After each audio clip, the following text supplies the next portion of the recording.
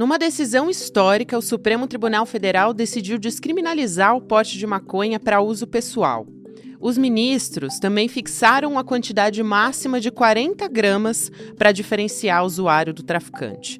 Na prática, agora quem for abordado com até essa quantidade não pode ser detido e nem responder criminalmente por isso. A decisão provocou reações. Os progressistas comemoraram esse pequeno avanço, que já foi adotado em outros 15 países do continente americano, como Canadá, Chile, México, Peru, Uruguai, Venezuela e Estados Unidos. Mas a ala conservadora, mais especificamente a extrema-direita, repudiou essa decisão, dizendo que a medida vai impulsionar o tráfico de drogas no país. A determinação também provocou instabilidade na relação entre Congresso e Supremo Tribunal Federal. O presidente da Câmara, Arthur Lira, criou uma comissão para debater o assunto e criar uma proposta contrária à decisão do STF. O Rodrigo Pacheco, presidente do Senado, disse que discorda da decisão, que, segundo ele, invade a competência do Congresso. E o próprio presidente Lula defendeu que a prerrogativa sobre a questão devia ser do Legislativo e não do Judiciário. Sexta-feira, 28 de junho de 2024.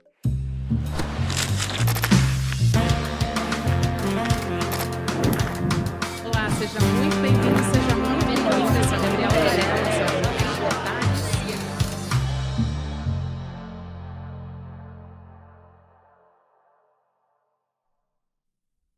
Olá, seja muito bem-vindo, seja muito bem-vinda. Eu sou a Gabriela Varela e esse é o Videocast em Detalhes. E aqui sempre com um convidado, uma convidada, a gente analisa uma temática ou uma notícia importante do momento. Nessa semana, no comecinho da semana, a gente falou sobre a descriminalização do porte de maconha para uso pessoal e agora a gente avançou nesse julgamento no Supremo Tribunal Federal e o STF decidiu 40 gramas de maconha como o limite para diferenciar usuário de traficante. É sobre isso que eu vou conversar com o Gabriel Sampaio, que é diretor da Conectas Direitos Humanos. Gabriel, obrigada por aceitar nosso convite. Seja muito bem-vindo ao ICL ou em Detalhes também. Eu que agradeço, Gabi. É uma honra estar com vocês. A honra é toda nossa. Bom, eu quero começar fazendo a pergunta básica, que é: quais são as consequências dessa decisão, em primeiro lugar?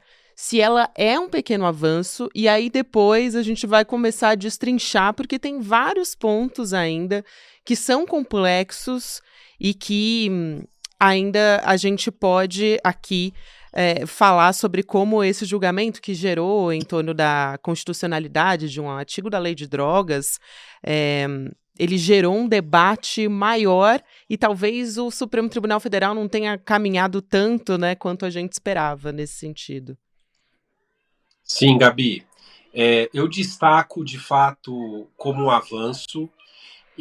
A gente sabe das limitações e, com certeza, vamos falar mais sobre isso no debate, mas tem, num campo muito importante para nós, é um avanço decisivo e um avanço histórico. E digo por quê.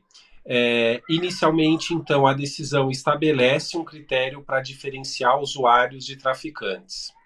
O que, para a prática da legislação desde 2006, tem sido um dos maiores vetores para a reprodução do racismo e de muitas injustiças na aplicação da legislação. Então, esse efeito é um efeito muito importante para que toda a sociedade se aproprie, debate e defenda esse aspecto da decisão, inclusive da escalada e da tentativa de escalada sobre o tema feita pelo Congresso Nacional. Essa diferenciação é muito importante.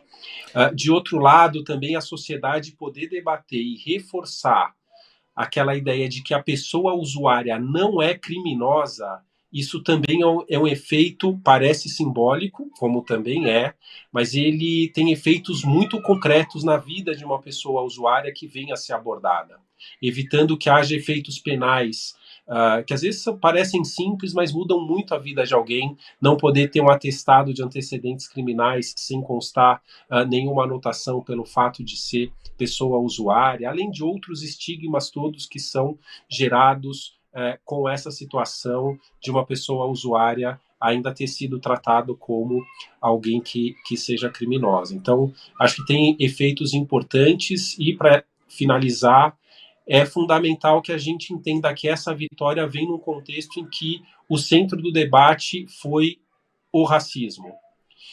E acho que hoje essa é a principal ferramenta que vai nos defender da escalada do Congresso Nacional contra essa decisão. Isso é muito importante que você traz, Gabriel, justamente porque eu já ia puxar aqui uma informação de que só em São Paulo, e aí São Paulo é uma região muito importante porque a gente está falando da maior população carcerária que a gente tem no Brasil hoje. E para a Polícia de São Paulo, a diferença entre um traficante e um usuário tá na cor da pele. E isso não é só em São Paulo, claro, mas como eu disse, é uma amostra importante. A gente tem 31 mil negros enquadrados como traficantes em situações que você compara brancos ou negros como usuários de droga, né, de maconha, que a gente está falando especificamente. É um levantamento que foi feito pelo INSPER, com base em boletins de ocorrência de 2010 a 2020. Então, mostra o grau de instrução também da pessoa que é detida pela conduta policial. Tudo isso está detalhado na pesquisa, mas o que a gente tem de mais importante, basicamente, pessoas negras são normalmente presas, enquanto pessoas brancas podem ser enquadradas como usuárias e são liberadas ou assinam um termo circunstanciado.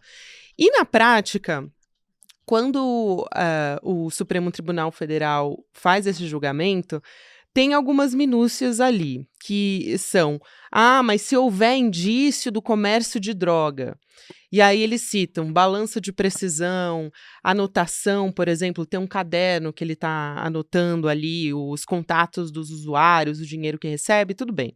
Agora, isso é bastante fluido, né? Pode ser muito relativo também. A pessoa que vai fazer essa abordagem policial, ela que no fim das contas vai dizer o que pode enquadrar essa pessoa como traficante, levando em consideração esses aspectos, né? E aí entra mais uma vez o debate racial aqui, né, Gabriel? Perfeito, Gabi. Você situou muito bem a questão. O racismo institucional, ele é extremamente enraizado, né? Ele tem uma história que remonta à formação do nosso país. A nossa formação racista, do ponto de vista estrutural, tem um capítulo institucional que é muito forte, remonta desde a nossa primeira Constituição. O Brasil forma as suas instituições enquanto nação baseada num acordo é, entre setores dominantes da nossa sociedade que tinha como fundamento e como base a manutenção da sociedade escravocrata e as bases do racismo. Então, é um processo que é longo, é um processo que nunca foi problematizado por essas instituições, especialmente as do sistema de justiça criminal. Se em alguma medida essa dupla base desse racismo institucional, que remonta ao modelo escravocrata, tinha uma dimensão econômica por meio da lei de terras, e ela em alguma medida enfrentada com políticas afirmativas, na base institucional, nós temos muito pouco avanço em relação à problematização e à revisão dos nossos protocolos, da nossa legislação, para afastar o racismo estrutural. Então, como você bem disse, os elementos que estão embutidos nessa ideia da presunção relativa de que a pessoa é usuária, ela pode carregar consigo ainda os efeitos do racismo institucional na prática do sistema de justiça. Essa é uma luta que nós vamos continuar travando, vai ser incessante, nós não podemos baixar a guarda em relação a esse elemento. Tivemos uma ferramenta importante, isso que se fala na decisão, né? A presunção relativa de que a pessoa é usuária. A presunção relativa serve tanto para questionar a possibilidade de alguém ser traficante com uma quantidade inferior a 40 gramas, como também deve servir para nós, pessoas advogadas, como espaço também para questionar quando, com uma maior quantidade, uma pessoa usuária for detida. Então, é uma disputa que vai continuar na sociedade e por meio das pessoas operadoras do sistema de justiça, pessoas advogadas, juízas, Ministério Público, enfim, para que nós tenhamos uma interpretação que seja mais condizente com a realidade que nós vivemos e com a aplicação da justiça. Muito bom isso. E a gente tem outros aspectos que estão gerando dúvidas ainda, porque a gente está nesse momento de transição dessa aplicação agora do julgamento, né? Então, por exemplo, o policial que flagra alguém que está portando menos de 40 gramas. Como é que ele vai fazer isso? Ele vai ter que medir ali na hora? E para implementar, pensando numa etapa também posterior a isso, para implementar a medida socioeducativa, já que agora não se enquadra num crime, então ele não vai, esse usuário ele não vai ser preso, já que não é mais crime. Por que é que um juiz criminal, ainda que tem que apreciar isso, tem alguns gargalos também nessa história, né, Gabriel? Exato, Gabi. Daí a importância de nós engajarmos a sociedade e as instituições nesse debate. Como faz falta o parlamento ter identificado o foco efetivo e o gargalo efetivo da atual lei de drogas, né? Nós tivemos uma alteração em 2019, capitaneada pelo deputado Osmar Terra, numa linha conservadora de mudança da lei de drogas, né? Quando nós sabemos que o principal efeito da legislação era justamente esse que o Supremo enfrentou agora. Ele é um dos principais, ainda tem outras questões ainda delicadas em relação à legislação que precisam ser tratadas, mas essa principal questão foi sendo empurrada e o parlamento mesmo deixou de tratar de pontos que são essenciais, fazendo o registro que a legislação de 2006 deu um passo importante, porque antes de 2006 o usuário era sim tratado como criminoso, né? E a partir de 2006 se estabeleceu uma ideia de estabelecer políticas públicas de cuidado e de atendimento para as pessoas que tenham algum nível de uso problemático de drogas ilícitas. Só que esse primeiro avanço ele acabou sendo, em alguma medida, diminuído pelos impactos da parte criminal da lei e do racismo estrutural na sua aplicação. O que fica agora é exatamente a necessidade de suprir a falta de um maior aprofundamento nesse segundo passo, que é como tratar a pessoa, então, que vai ser abordada. Para entrar nas suas perguntas. Medida socioeducativa, a pessoa, então, menor de 18 anos, um adolescente, essa pessoa não vai poder responder em nenhuma hipótese por uma sanção ou uma medida socioeducativa por ser pessoa usuária de droga. O sistema socioeducativo, né, o sistema do Estatuto da Criança e do Adolescente pode ser acionado para outras demandas de cuidado desse adolescente, mas não nessa esfera da internação de um adolescente. Internação que é aquela medida socioeducativa que mais se parece com um regime de prisão para as pessoas adultas. Essa não pode, em nenhuma hipótese, ser aplicada, especialmente depois dessa decisão. O policial que abordar alguém na rua, pela sequência do julgamento, os ministros deliberaram por manter um fluxo que é muito parecido com o que já existe hoje, como você lembrou. Então, o policial vai ter que tirar uma medida de quanto de fato há de droga, né? Fazer a apreensão, isso tudo não há estrutura para que ele faça isso no local da abordagem. Então, o que deve ocorrer é a manutenção de um fluxo parecido com o que há hoje. Encaminhamento à delegacia, lavratura de um termo circunstanciado, encaminhamento para o juizado especial criminal. Que, apesar de haver esse nome, juizado especial criminal, e das providências serem tomadas por órgãos que estão no guarda-chuva, vamos chamar assim, do direito penal, a natureza dessa sanção e dessa abordagem, ela não é mais criminal, em que pese o fluxo, né, ser todo tratado por essa esfera. É provisório, porque o próprio Supremo trata que tanto os órgãos como o CNJ e outros que tenham competência para tratar da matéria, como o próprio Congresso Nacional, podem dispor de uma forma mais moderna de fazer esse fluxo em relação à pessoa usuária que seja abordada. Muito bom, Gabriel. Eu acho que vale a pena ser um pouco repetitiva aqui, só porque é um pouco complexo ainda e a gente está justamente nesse período de definir as regras de transição para esse novo entendimento.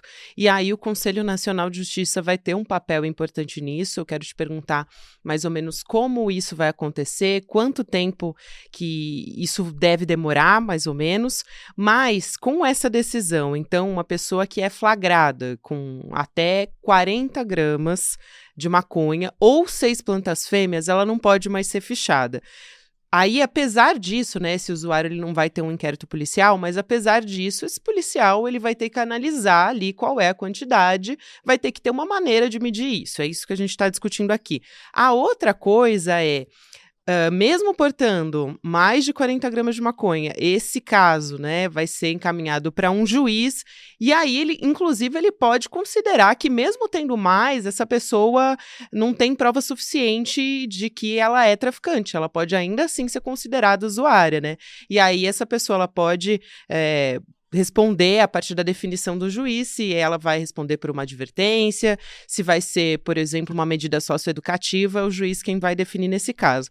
Mas eu te pergunto especificamente dessa transição que vai ser definida pelo Conselho Nacional de Justiça agora, porque tem uma etapa, vamos dizer assim, que vai ser percorrida. Exato, Gabi. Tem duas tarefas muito importantes que o Conselho Nacional de Justiça pode ajudar a toda a sociedade na aplicação dessa legislação. Primeiro é, quem sabe, dispor, junto com órgãos do Poder Executivo e do próprio Judiciário, de uma tramitação que seja mais adequada a essa interpretação que o Supremo deu. Como você bem colocou, e eu reforço aqui, na ausência da criação de uma estrutura própria, o fluxo fica muito parecido com o que acontece hoje, mudando exatamente aqueles pontos que são muito importantes para a gente, que são aqueles que afastam a estigmatização ou até a possibilidade de um processo criminal ser instaurado contra a pessoa. Então, o CNJ, e esperamos que haja uma mobilização dos órgãos públicos e até do judiciário, para estabelecer, quem sabe, estruturas que sejam mais céleres, que evitem a estigmatização, que permaneça algum nível de estigmatização da pessoa que seja abordada.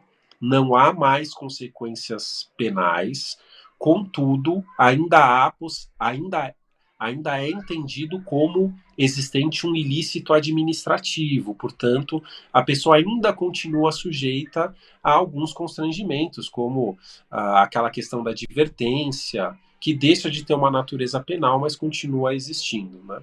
Então, o CNJ pode contribuir, esperamos que junto com outros órgãos do poder público, possa estabelecer de estruturas para que esse fluxo seja melhor, seja um fluxo menos estigmatizante e, quem sabe, oferecer uma alternativa para que não seja necessária essa tramitação pelo sistema de justiça criminal. E um outro ponto que o CNJ pode ajudar muito é em um mutirão para rever as decisões em que pessoas tenham sido condenadas com uma quantidade menor do que 40 gramas, sem outros elementos de prova que demonstrassem a situação de tráfico. Nós imaginamos que haja um número alto de pessoas que tenham sido condenadas nessas circunstâncias, e o CNJ, por toda a experiência que tem na realização de mutirões e até de efetivação de direitos das pessoas presas, tem um papel fundamental para que nós possamos combater e evitar que pessoas que estejam nessa situação continuem a responder e a cumprir pena por essa situação que é de todo injusta. Tem uma outra preocupação que é o papel do Congresso nessa história, porque logo depois que se deu esse julgamento no Supremo Tribunal Federal, veio o presidente do Senado, Rodrigo Pacheco, dizer que, na verdade, a competência de fazer esse julgamento, essa decisão, né, de legislar sobre isso, é do Congresso Nacional.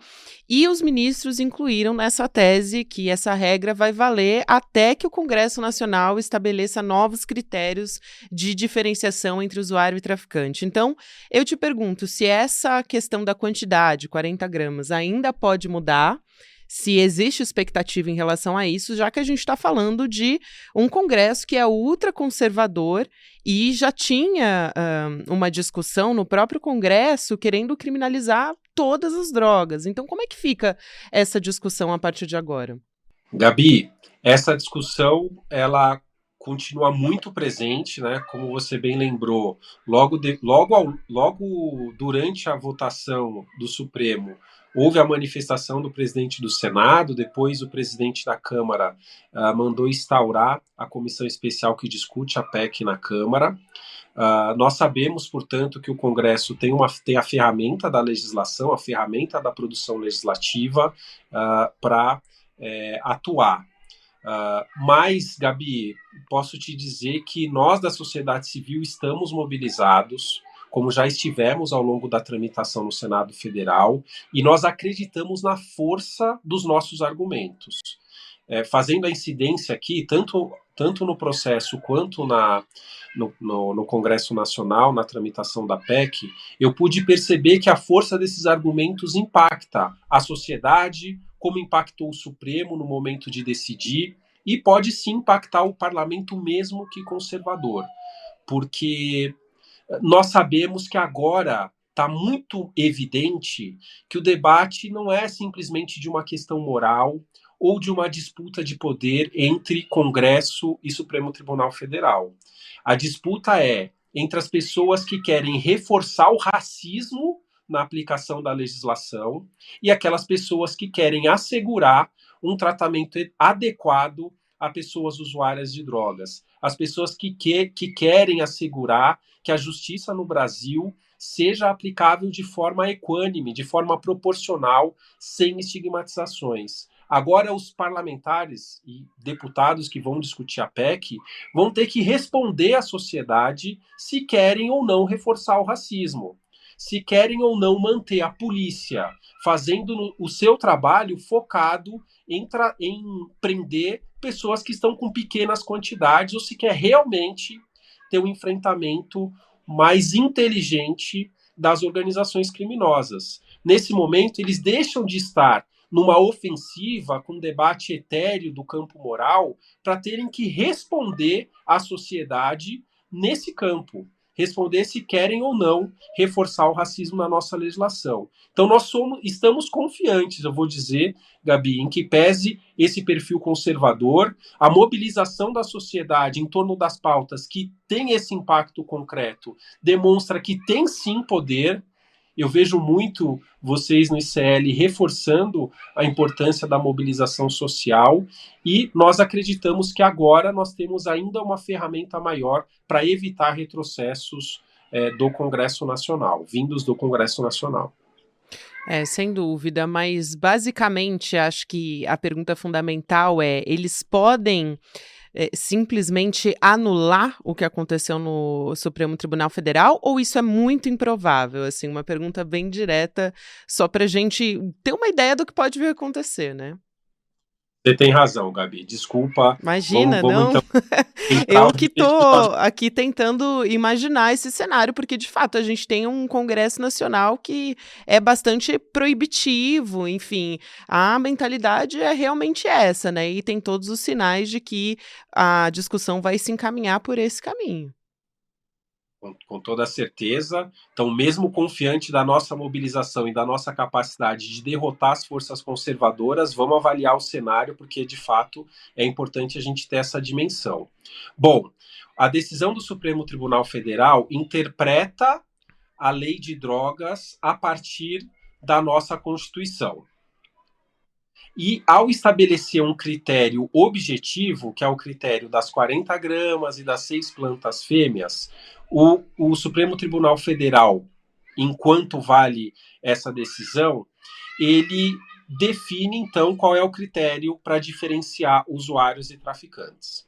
O próprio Supremo Tribunal Federal reforça o papel do Congresso para complementar essa decisão e até para estabelecer os critérios que, do ponto de vista legislativo, são os definidores dessa diferença entre usuários e traficantes. Nesse momento, então, a bola que vai para o Congresso, a partir do STF, é poder definir se 40 gramas é suficiente, se pode ser 60, 100 gramas, se a quantidade é menor, se a quantidade é maior, isso tudo, a bola está com o Congresso.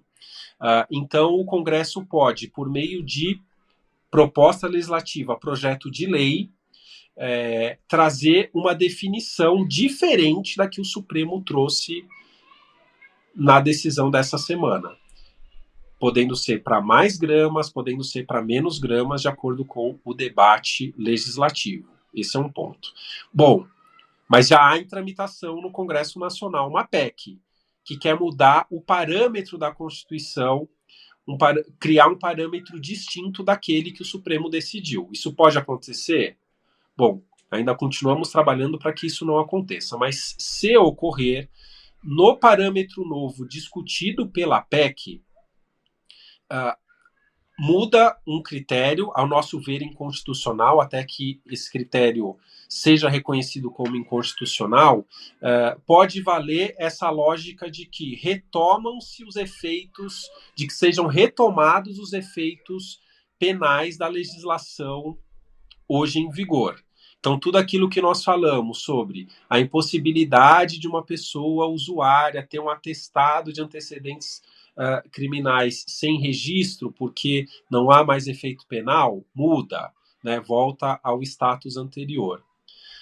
Isso, então, seria um impacto inicial de uma eventual mudança. Mas, em relação ao critério que diferencia usuário de traficante, mesmo com a promulgação eventual da PEC, esse critério não seria alterado, tanto porque o próprio texto da PEC reforça a necessidade dessa diferenciação, como também essa matéria ela deve ser tratada por meio de lei ordinária. Então, a PEC sozinha não altera o cenário dessa diferenciação.